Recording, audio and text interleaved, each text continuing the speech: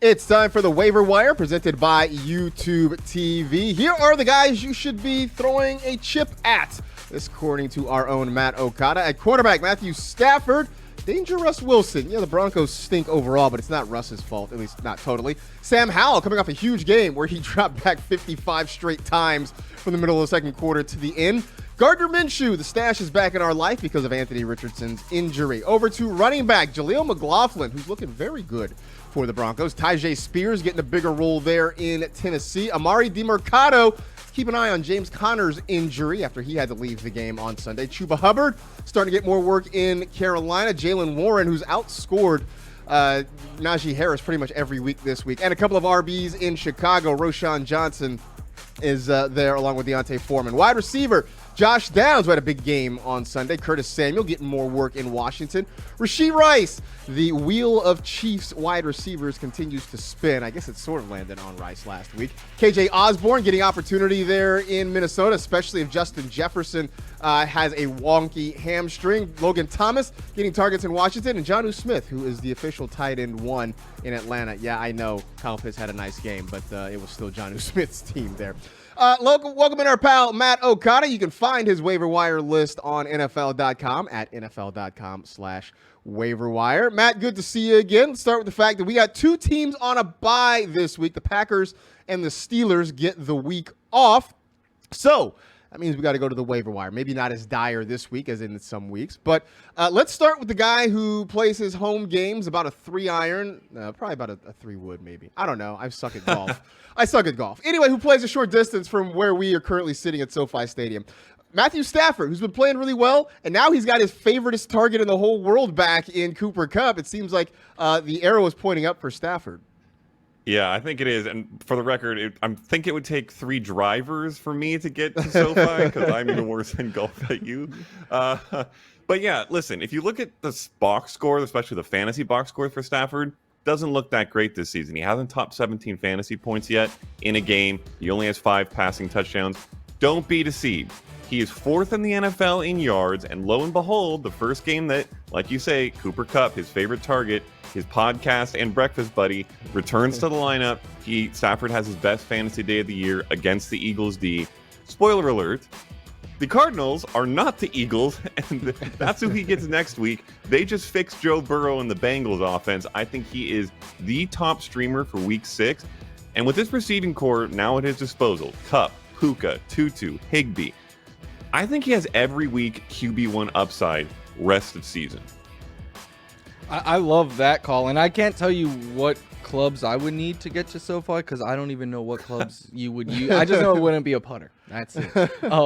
I know you have Jaleel McLaughlin on your waiver wire list as well. Short week against the Chiefs this week, but maybe Javonte Williams is coming back. Does that scare you off at all? It affects how much I'm willing to invest in Jaleel. Last week I said to pick him up, leave him on your bench against the Jets' daunting front, and then he scraped together 18 fantasy points against that defense. That's a sign of how well he's playing. So I think that even if Javonte returns, which on a short week, maybe a little bit less likely, I think he still is worth a pickup. If you need some other signs that he's worth picking up, 3 touchdowns through the first 5 weeks. The last undrafted rookie, which Jaleel is, to do that was James Robinson in 2020 when he finished as the RB7 in fantasy.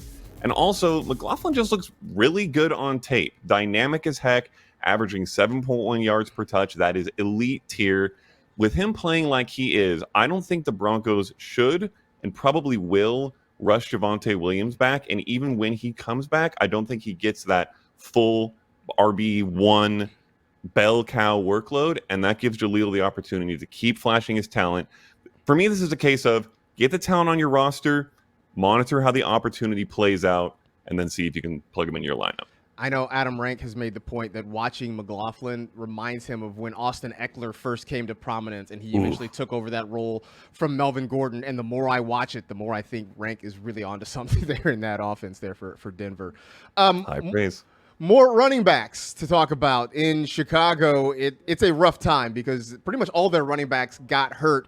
They're trying to find some guys off the street just to plug in and have bodies there. Roshan Johnson, at least as of us recording this right now, in concussion protocol. Deontay Foreman was a healthy scratch, but it seems like it's worth making a play for at least one of those guys this week, right, Matt? Yeah, I think it is. Khalil Herbert seems like the one that's going to be the most long-term. He could even end up on IR with his ankle injury. And Roshan Johnson did leave the game in concussion protocol, but that was last Thursday. I think we can probably have some optimism that he will be cleared by week 6. And he's looked very good in limited opportunities playing behind Herbert.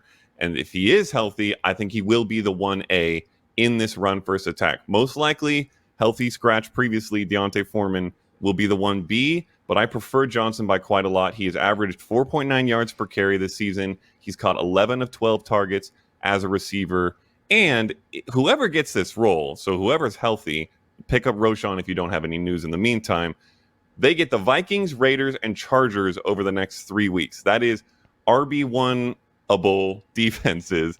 So I'm willing to roll out whoever seems to be the lead guy, and I'm willing to invest pretty heavily on getting Johnson, even if we don't know the for sure news on his concussion status.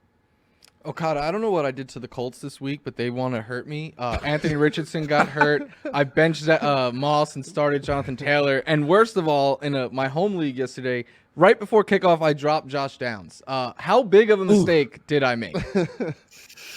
I mean, listen, I don't think Josh Downs is a break the bank waiver ad, but I do think he's a guy you want to have on your roster and who should be rostered in more leagues. So it's a small mistake that hopefully you can rectify this week on the waiver wire. For those who don't know, 3rd round rookie pick out of North Carolina. Over the last 3 weeks, he's averaged 7 targets a game. He's hit double-digit fantasy points in 2 of those games, including the big game Sunday. Team high 6 catches, 97 yards. He looks very good, which is not surprising given his draft profile. Now, he is incredibly undersized, 5'9", 171 pounds, but he is very athletic and explosive. He actually earned Next Gen Stats number 2 ranking at this past combine. What we're kind of hoping for with Downs is that he's essentially Devontae Smith light, while Michael Pittman Jr. plays the AJB light role. And rather convenient, if in that case, that his head coach is Shane Steichen, who was Philly's OC the last 2 years. So that's a role I could actually see him kind of playing into. I think he has upside. I think he's another one of those talent to get on your roster and watch the opportunity play out type of guys. Yeah, I actually had Michael Pittman Jr. as the Colts. I knew there was going to be a Colts wide receiver have a good game on Sunday. I just had the wrong one. I had Pittman instead of Downs. Matt, you go to a sporting event and then on the big vision board, they play those little games where they hide a football under a helmet and they shuffle the helmets around and you have to figure out where the ball is and stuff. Rashod Rice. Yep. I think half the weeks of the season, you're going to lift all the helmets and there's not even a ball under any of them, because that's how it seems to go with Kansas City. And honestly, in all seriousness, I think the most likely outcome for this wide receiver core rest of season is that this mess of wide receiver threes just takes turns being fantasy relevant, and it's very highly unpredictable and frustrating. But if someone is going to step up, and let's just hope and pray that someone will, because goodness is it annoying, I think there's good reason to believe that it will be Rashod Rice, 2nd round rookie pick out of SMU. Beyond the draft capital, 55th in the draft overall, and the prospect profile, both of which are very solid, Rice has averaged 2.8 yards per route run this season, which is an elite output in a metric that's heavily predictive of breakout candidates. For some quick context, there are only 11 qualified receivers with a higher yards per route run in 2023 than Rice, and all 11 of them are currently top 15 wideouts in fantasy. That's what you get when you combine this kind of efficiency with an actual target load. So if Rice somehow manages to step up and get that kind of work in KC, obviously still behind Kelsey, but as the true number 1 wide receiver, he could be a massive late season revelation. Rice and Kadarius Toney are just the pointing Spider-Man memes because everything it applies for both of them. They just don't want either one of them to step up, it seems. Okada, you also have Logan Thomas this week as a top tight end who dropped nearly 21 fantasy points. Most weeks, that's enough to put him in contention to be the tight end 1. This week, barely cracked the top 5, but why should we not overlook what Logan Thomas did on Thursday night? Yeah, it was honestly a wild week for fantasy tight ends. I feel like we probably had more tight end one weeks this week than we had all the rest of the year. But Logan Thomas might actually be my favorite pickup of the entire week, unless you have one of the top tight ends, which not many of us do, because who even are they? In case you've forgotten, because it was way back on Thursday Night Football, 77 yards and a touchdown on 9 catches on 11 targets in that game. Hopefully the rest of your league mates have forgotten about Thomas and you can snag him. Listen, he's posted 7+ fantasy points in every game he's played, which doesn't sound exceptional, but it is at the tight end position in 2023. And that also includes a game he exited early after catching a touchdown, taking a hit. Try this on for size really quick. Thomas is one of 6 tight ends with 18+ catches and multiple touchdowns this season.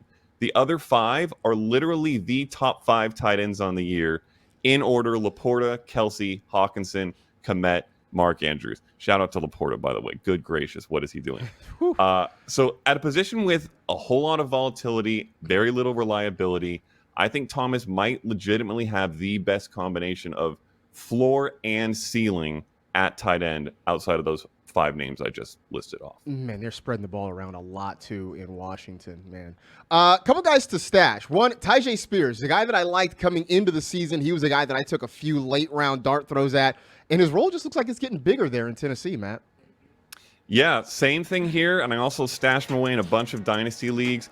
TaiJ Spears looks really good. He had 16.9 fantasy points on Sunday, and he's now outscored Derrick Henry in 2 of the last 3 games in fantasy. And if we're being honest, outside of a few big plays for King Henry, I think he's looked more dynamic for much of the season. Now, is he going to usurp Henry's role? No. But might he be flexible with this kind of output, especially his involvement in the receiving game, week to week with buys coming? Yes, I think so. I'd add him. And Jaylen Warren has now outscored Najee Harris in every single week so far this season. Yet he's available in almost half of leagues. I don't understand how the Steelers watch this guy run and don't give him more ball, but what do you think, Okada? Yeah, check your waiver wire. Like you said, available in around half of leagues. If he's out there, you must put him on your roster because he might just straight up surpass Najee Harris and take the role. But even if he doesn't, he's playing as an RB2 for fantasy with Harris ahead of him. Yeah. They'll figure something out there. Yeah, hopefully they figure it out. Hopefully they figure it out soon. They got the bye week to try to work things out, so we'll see what happens there. For more waiver wire goodness, be sure to follow Matt Okada on Twitter at Matt Okada. Also check out the column at NFL.com/waiverwire. Matt, appreciate it. We'll talk to you again next week, sir.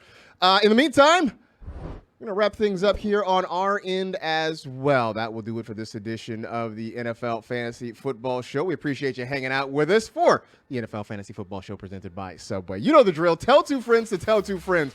Rate, review, and remember, you're not bossy. You just know what other people should be doing. Be safe, take care of yourselves, and we will talk to you again really soon.